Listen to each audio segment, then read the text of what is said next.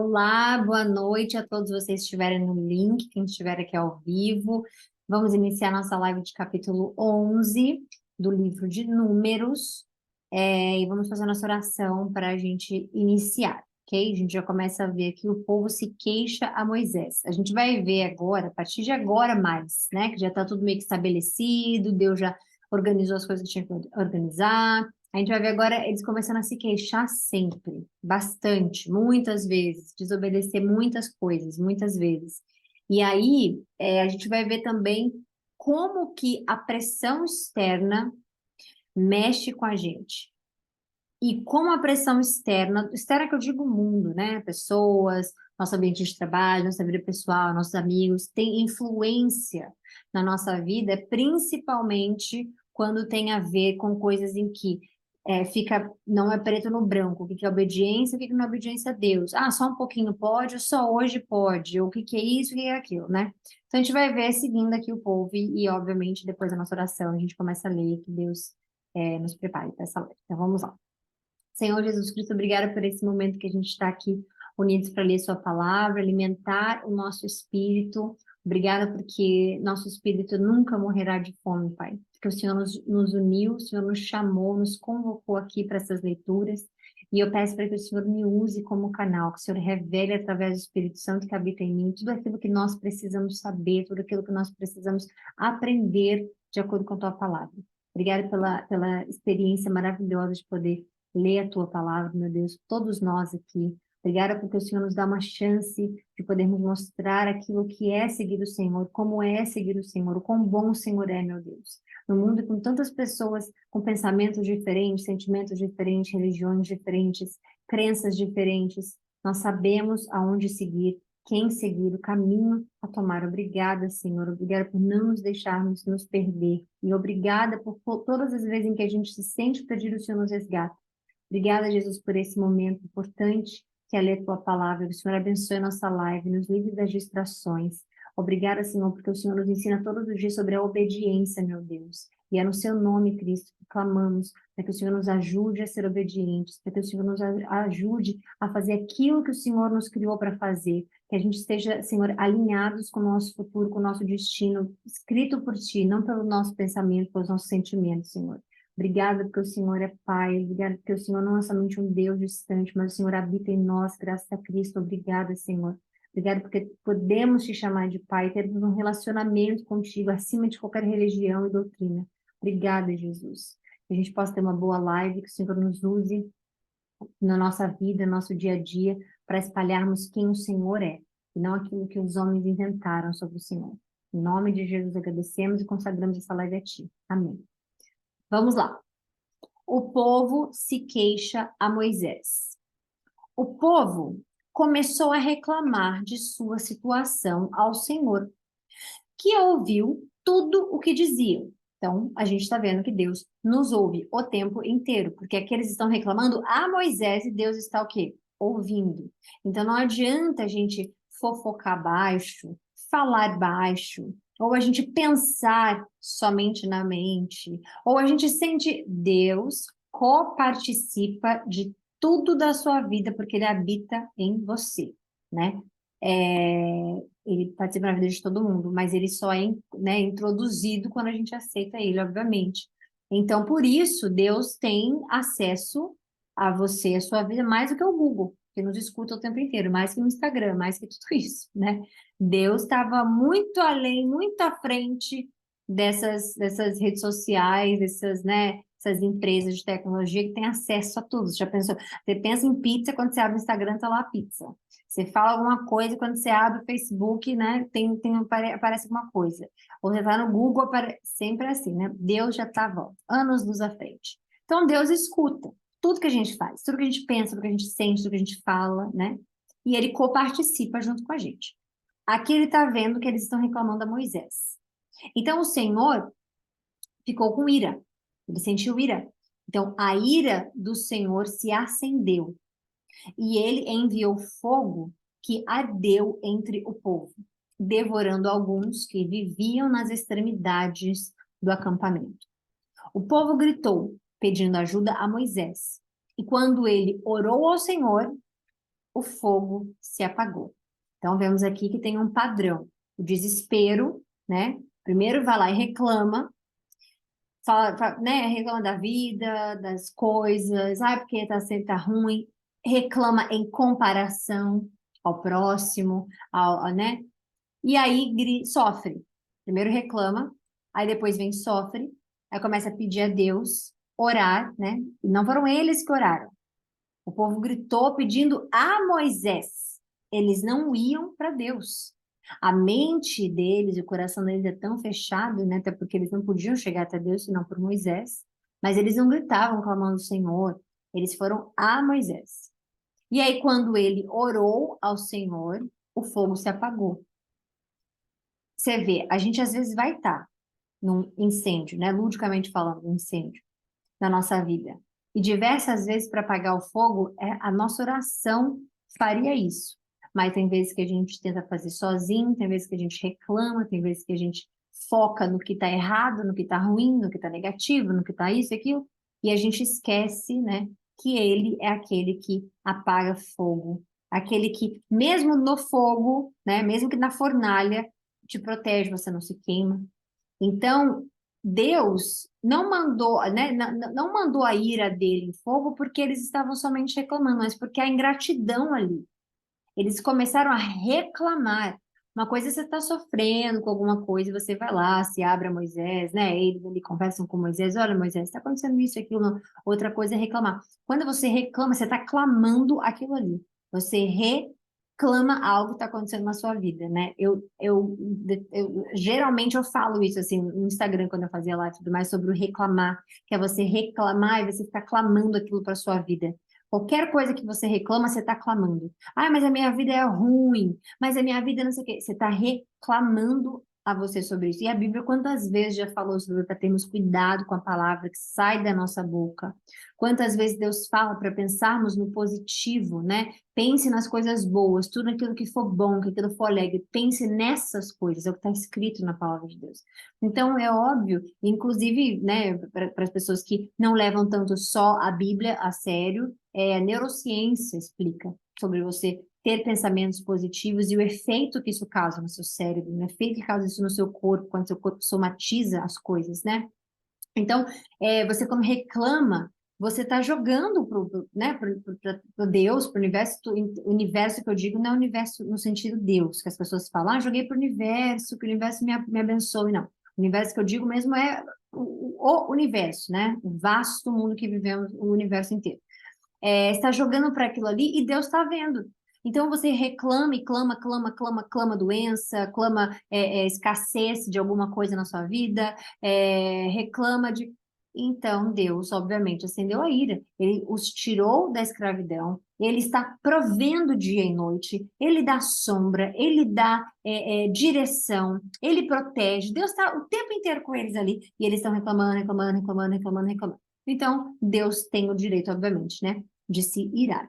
O povo gritou pedindo a Moisés, e quando ele orou o Senhor, o fogo se apagou. Depois disso, aquele lugar foi chamado de Taberá, pois o fogo do Senhor ardeu ali entre eles. Então, o bando de estrangeiros que viajava junto com os israelitas começou a desejar intensamente a comida do Egito. Só que é cultural, né? Eles são estrangeiros, saíram do Egito, não saíram de qualquer lugar, né? Só teve um lugar que eles fugiram todos juntos, não foram inserindo povo de outras nações, ou de nações não, de outras crenças, outra coisa. Então, ainda é o povo do Egito. E eles começaram a reclamar desejando aquela comida. Então, você volta ao passado, você volta, né? O que você tinha, colocando à prova aquilo que Deus te dá de melhor. Porque às vezes a gente acha que a nossa fase de vida que a gente está agora, ela é ótima. Até a gente ir para a próxima e Deus nos surpreender com algo melhor, né? Ali, eles estão fazendo o contrário. A fase que eles estão libertos, tendo Deus provendo, tendo Deus abençoando, tendo Deus protegendo dia e noite, né? Tendo Deus em pessoa, pessoa não carne e osso, né? Mas em presença ali na Arca da Aliança. É como se não fosse, né? Como se não fosse tão importante, porque eles começaram agora a voltar no passado. e desejar a comida do Egito. E não é igual você, por exemplo, você está viajando, ou você está em casa, ai, que saudade da comida da minha mãe, da minha avó, da minha tia, não é isso, né? Eles estão intensamente desejando a comida do Egito no sentido de saudade do Egito, né? Deixando o passado tomar conta deles. E o povo de Israel também começou a se queixar. Então você vê, Deus, ele é muito cauteloso quando ele fala, né, do julgo desigual, mas isso a gente vai falar mais lá na frente, que a conotação do julgo desigual também é importante a gente falar na hora correta, tá? Mas daquilo, das pessoas que você anda junto, as coisas ao seu redor, tipo de pessoa que está ali alimentando a sua energia, que está com você, o tipo de pessoa que você confia para estar ouvindo, né, dando o seu ombro amigo para aquela pessoa que vai poder estar reclamando da vida, de alguma coisa, e aquela que você está também se abrindo, falando, né, compartilhando de alguma coisa. Então é muito importante a gente prestar atenção, porque eles começaram primeiro, os estrangeiros, e o povo de Israel também. Mas se eles não fossem incentivados por isso, se eles não fossem tentados por isso, talvez eles não falariam o que eles vão falar agora, que é: ah, se tivéssemos carne para comer. Ah, o que que soa esse se tivéssemos carne para comer? Ah, se tivéssemos um Deus que cuida da gente e nos dá alimento. Olha a gravidade disso. Ah, se tivéssemos. Então, isso nos convida a pensar em todas as vezes em que a gente fala assim, ai, minha vida era tão melhor assim, assim, assado. Ah, a minha vida era tão mais animada quando eu não era cristão. Ou, era tão melhor quando eu podia fazer todas as coisas sem sentir culpa ou responsabilidade por conta do Espírito Santo. Ah, era tão bom quando eu tinha domingo livre, ao invés de ter que assistir a missa, ao culto. Era tão. Então, todas essas coisas que ligam a gente ao passado, né, ou que fazem a gente voltar ao que a gente tinha, sem a gente entender que Deus, se você entrega a Deus sua vida, se você ora para o seu futuro, suas coisas, né, e Deus te leva para uma nova fase, quando você reclama, né, você está clamando aquilo que você tinha, você desqualifica o que você tem e o que Deus te dá no presente, né, no hoje. O presente é o seu presente de fato, né? Em inglês é presente, em português é presente, e é um presente que a gente recebe, né? Então é importante ver que o quanto a ingratidão misturado com um certo teor não sei explicar a palavra, mas é audácia deles saberem que Deus está ali com eles e estão ali falando, se tivéssemos carne para comer, né? Mas essa parte do carne para comer é Israel que está falando, não é estrangeiro não. O estrangeiro falou que desejava intensamente a comida do Egito. Aí o israelita, o povo de Deus aparece e fala, se tivéssemos carne para comer, como se Deus não fosse suficientemente bondoso se eles pedissem. Então, muitas das vezes o problema está em não pedir. Você não viu nenhum momento aqueles pedindo. Não apareceu aqui. E o povo estrangeiro e israelita começam a pedir carne a Deus porque estão com fome. Não, você não vê isso. Você vê eles reclamando e querendo algo, né? Clamando de volta aquilo que eles tinham, que eles eram, depois de tudo o que Deus fez, né, para eles. Que saudade dos peixes que comíamos de graça no Egito, como se Deus estivesse fazendo eles pagarem ou trabalharem absurdamente para ter o que comer. Também tínhamos pepinos, melões, alhos porós. Eu acho que é alho porós, não? Alhos poró. Bom, não sei. Alhos porós, cebolas e alho à vontade, olha. Aí que é como se Deus não desse, como se Deus não provesse a eles.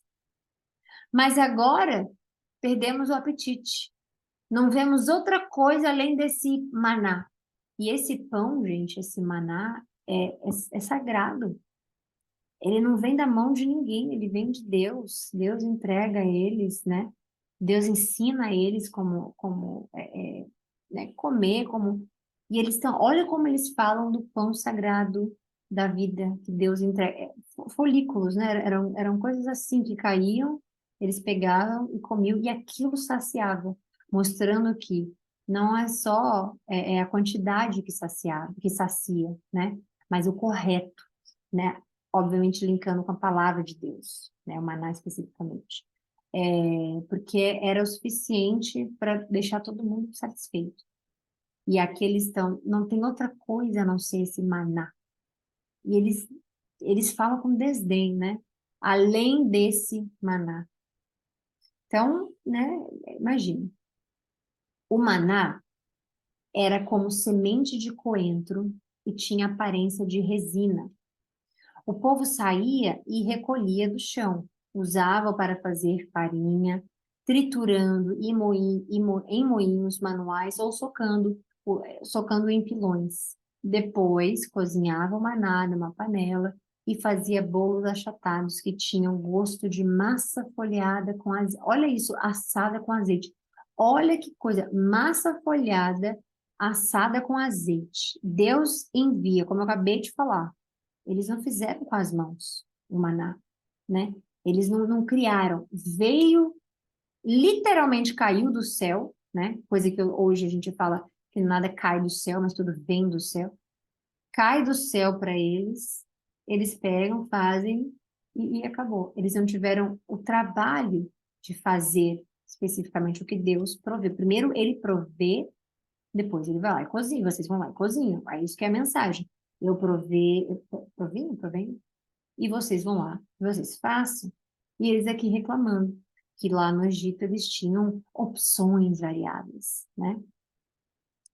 O maná caía sobre o acampamento durante a noite, com o orvalho. Moisés ouviu todas as famílias reclamando a entrada das suas tendas, e a ira do Senhor se acendeu. Com isso, Moisés se revoltou e disse ao Senhor: Por que tratas a mim, teu servo, com tanta crueldade? Tem misericórdia de mim, o que eu fiz para merecer o peso de todo esse povo? Até Moisés cansou. Por acaso gerei ou dei a luz a esse povo?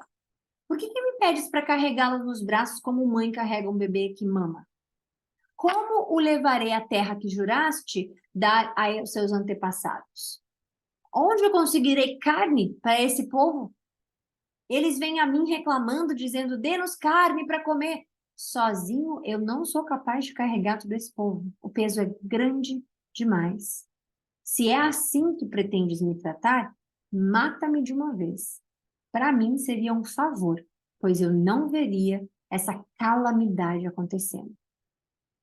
Então o Senhor disse a Moisés: Reúna diante de mim 70 homens reconhecidos como autoridades e líderes de Israel. Leve-os à tenda do encontro para que permaneçam ali com você. Eu descerei e falarei com você. Tomarei um pouco do espírito que está sobre você e o colocarei sobre eles. Assim, dividirão com você o peso do povo, para que não precise carregá-lo sozinho. Você está vendo aqui que Deus escolheu Moisés. Ele falou: Você vai falar comigo através do povo. Mas no momento em que Moisés diz: Senhor, eu não aguento mais. Senhor, carregar isso sozinho, eu não aguento mais. Deus não falou: Eu que te dei essa missão, você vai lá e faça. Deus não falou isso para Moisés. Deus não falou para Moisés: Por que você também está reclamando? Deus não falou: Moisés, aguente, ore, vou pensar no seu caso. Descanse, vai dormir mais cedo. Deus não fez isso. Olha o que que Deus faz. Chamou outros líderes, né? Importantes, autoridades e líderes, e dividiu um pouco do Espírito, que é o Espírito Santo, por isso que todos nós temos, né? Deus consegue dividir, ele é maravilhoso, infinito. Dividiu com eles, e olha o que que ele fala: dividirão com você o peso do povo, para que não precise carregá-lo sozinho. Você já pensou quantas vezes, se a gente parasse para falar com Deus e dizer: Senhor, não aguento mais esse peso da minha vida emocional, profissional, espiritual, carnal. Eu não aguento esse peso, Senhor, me ajuda. Já pensou quantas vezes Deus falaria para você: Não precisa carregar sozinho, me entregue? Aí você fala: Bom, quantas vezes? Eu não sei, né? Só no Novo Testamento Cristo falando isso. Meu jugo é leve. Quando Cristo fala para você entregar a Ele sua ansiedade, sua preocupação, o fardo que você carrega, né? Porque o dele é leve, ele está dizendo, ele não está comparando com você. Ele não está dizendo: Ó, o meu é leve, seu é pesado, legal.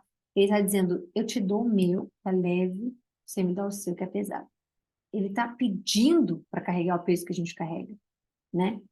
Então, isso é um convite para a gente fazer isso. Toda vez que a gente acha que a gente pode resolver as coisas sozinho, ou então que a gente já não aguenta mais, que a gente está já por aqui com a nossa vida, de novo, espiritual, emocional, carnal, profissional, emocional, quer que seja, e a gente não aguenta mais, a gente não aguenta mais. Chamou Cristo para a história, né? Que a gente não é falando de Cristo, a gente está falando de Deus especificamente. Chamou Cristo para a história, ele divide com a gente. Se não é que toma para ele sozinho, né? E aí foi que aconteceu isso. Moisés teve, né, a sensibilidade de falar com Deus, Senhor, me mata de uma vez, porque eu não consigo ver esse povo reclamando, esse povo fazendo isso é uma calamidade. E Deus fala, não, eu vou dividir o meu espírito um pouco, o meu espírito com os outros líderes para te ajudar. Peça. Então você peça para Deus para que Ele te ajude no seu fardo, no que você precisa de ajuda. Peça. Diga ao povo: consagrem-se, pois amanhã terão carne para comer. Vocês reclamaram e o Senhor os ouviu quando disseram: ah, se tivéssemos carne para comer, estávamos melhor no Egito. Agora o Senhor lhes dará carne e vocês terão de comê-la. E não será apenas um dia, ou dois, ou cinco, ou 10, ou mesmo 20.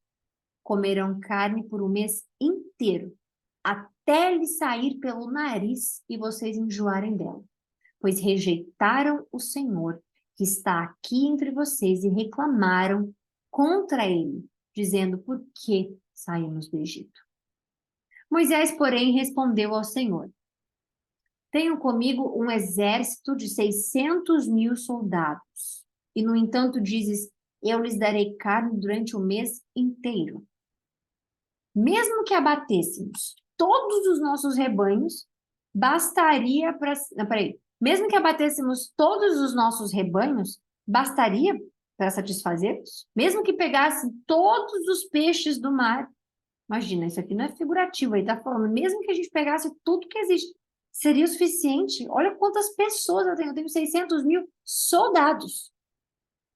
Então, só soldados. E o Senhor disse a Moisés: você duvida do meu poder? Eu amo esses diálogos quando ele tem com Moisés, porque Deus está lidando especificamente ali como ele é, né? E como nós somos. Porque quantas vezes nós não podemos fazer a mesma coisa quando a gente faz um pedido, ou quando a gente tem algum plano em mente, ou no coração, um sonho, alguma coisa, e a gente fala, ah, mas é muito difícil. Mas eu nem tenho como chegar lá. Mas eu nem tenho como receber isso. Mas eu não tenho nem como, mas como é que eu vou? Tipo, impossível. Toda vez que você fizer isso, ou que você limitar a sua oração, porque você acha que Deus não está ouvindo, ou que Ele não é poderoso o suficiente, imagina que Ele está te perguntando essa mesma pergunta que Ele fez a Moisés. Você duvida do meu poder? Porque o que Deus fala, aos olhos de Moisés, é impossível. Como é que você vai alimentá-los com carne se os nossos passos não serão suficientes?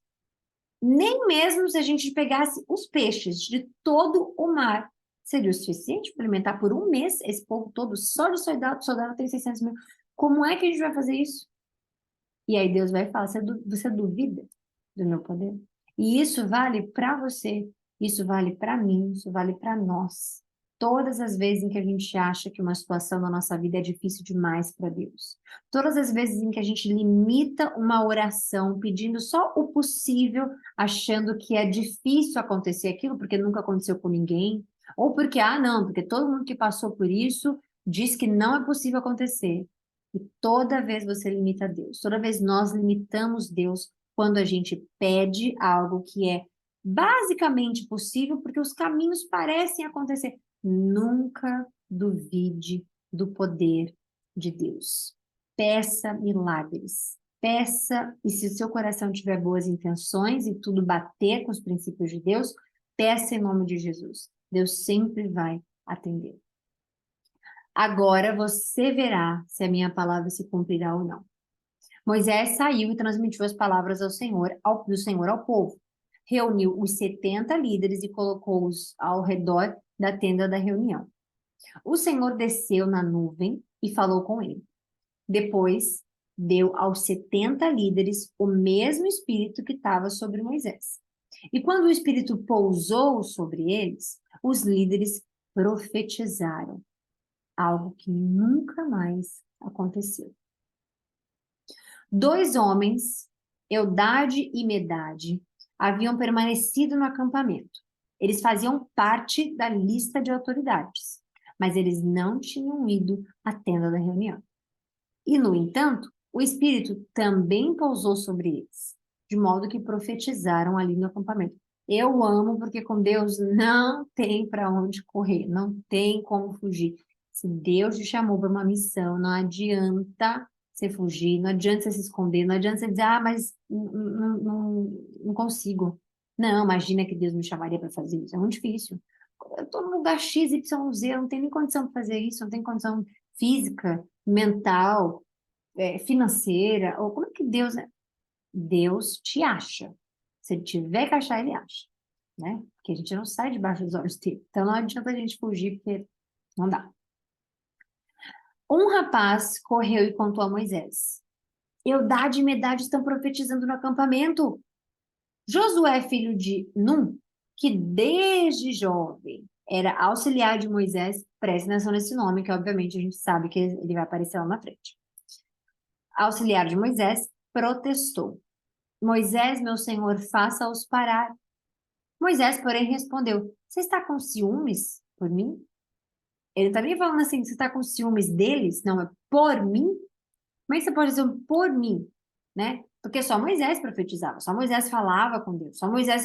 E aí, ele não participou da oração de Moisés, em que Moisés estava falando com Deus. Não é oração, não, conversa que ele está ali falando, falou, Senhor, me mata de uma vez, porque eu não consigo ver essa calamidade.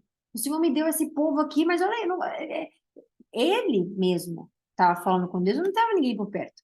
Então não era o ciúme, não era. Ele estava comprando uma briga ali, né, Josué, que não era dele. Ele não ouviu Moisés pedindo para Deus fazer o que ele acabou de fazer, ele está ali, faça ele parar. Não, foi a pedido de Moisés. Então isso também nos ensina a gente não meter o bedelho na vida dos outros, não querer, como é que fala?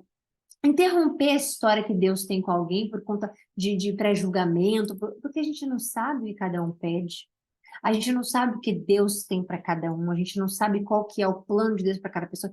Então, julgar a pessoa, julgar o que ela está fazendo, a gente nunca sabe o que é oração, o que é resposta de Deus na vida do próximo, né? A não ser quando, obviamente, por testemunho. Então, ele pergunta: Você está com ciúme por mim? Que bom seria se todos do povo do Senhor fossem profetas, e se o Senhor colocasse seu espírito sobre todos eles. Então Moisés voltou ao acampamento com as autoridades de Israel. Isso aqui como é que fala? É uma confissão de Moisés muito altruísta, né? Nada de egoísmo. Você vê, ele tá, não, que bom seria se todos pudessem profetizar, falar com o Senhor, né?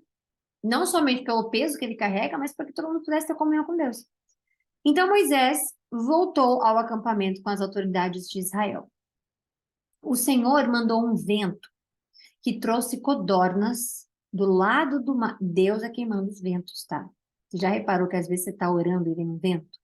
Pode ter certeza que é Deus falando com você, que é Deus ouvindo a sua oração, que é Deus respirando pertinho de você. Porque Deus é quem manda o vento. Ninguém sabe de onde vem o vento, né? Isso é bíblico. E ciência também, né? Ninguém sabe como é que. Podem saber a partícula, como forma, como isso aí qualquer pessoa pode saber. Agora, eu acho. Agora, de onde vem o vento, ninguém sabe. Então, Deus trouxe um vento, né, no vento, desculpa, codornas, do lado do mar e as fez voar baixo de todo o acampamento, numa área de vários quilômetros, em todas as direções, voavam a uma altura de quase 1 metro do chão. Tá aqui. O povo saiu e pegou codornas durante todo aquele dia, toda aquela noite e todo o dia seguinte. Ninguém recolheu menos de 10 cestos grandes. Em seguida, espalharam as codornas por todo o acampamento para secá-las. Mas, enquanto ainda se empanturravam, com a boca cheia de carne, a ira do Senhor se acendeu contra o povo, e ele os feriu com uma praga terrível. Cuidado com o que pede ao Senhor. Por isso aquele lugar foi chamado de Quibrote Atavá, pois ali sepultaram o povo que cobiçou a carne do Egito. Olha isso. De Quibrote Atavá, o povo viajou para Azerote, onde ficou algum tempo. Então é aquela coisa assim, você está reclamando, você não está satisfeito com o que Deus tem, Deus vai te dar o que você quer. Isso acontece exatamente, né? Deus não vai dar, porque Ele é maravilhoso e com a gente que não seja assim, né? Isso acontece quando a gente também vê, por exemplo, o povo pedindo um rei. E Deus fala, vocês não precisam de rei. E eles falam, mas todo mundo tem rei. Todas os povos ao redor têm rei. A gente também quer ter um rei. E a gente escolheu Saul. E não é o que Deus tinha preparado, né? Mas eles estão ali reclamando. Então Deus vai lá e faz o quê? Permite que Saul vire rei. Então é importante a gente saber o que a gente pede a Deus, como a gente pede a Deus, e se isso não está vindo de uma reclamação ao invés de um desejo de mudança do nosso coração, né? É isso. Bom, fiquem com Deus. Espero que vocês tenham tido um bom fim de semana. Iniciamos essa semana nova para a honra e glória do Senhor Jesus. Amanhã a gente volta, se Deus quiser, com o capítulo 12. Um beijo, fiquem com Deus. Deus abençoe a todos nós. Amém. Fiquem com Deus, um beijo e até amanhã, se Deus quiser.